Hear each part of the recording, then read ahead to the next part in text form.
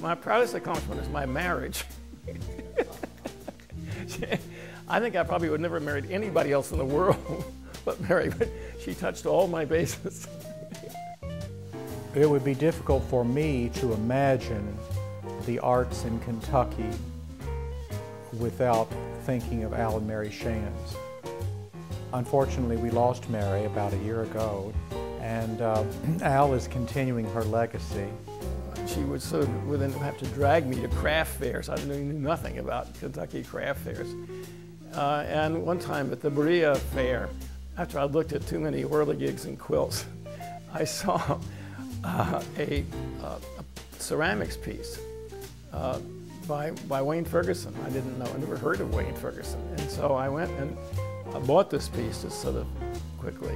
As I walked back to the car to put it in the car, I turned around and bought 2 more pieces from him. And that was the beginning of my addiction. And after that, it was just, downhill all the way. He and Mary, and he continues to commission artists to create work. Many names that we know and many that are just being discovered, emerging artists.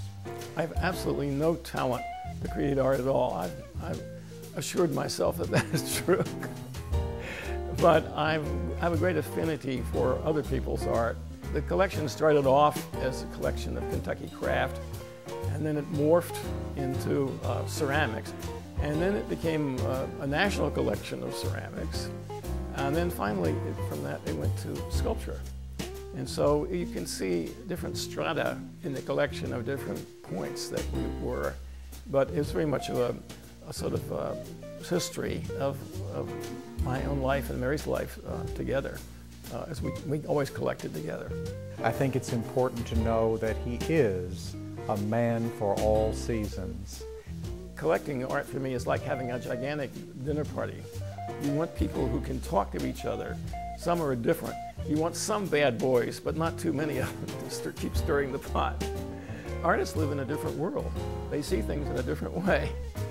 And that's the exciting thing, is to be challenged by what they see and to open yourself up to new ways of thinking and feeling and being. And it's a description of who you want to be as a human being.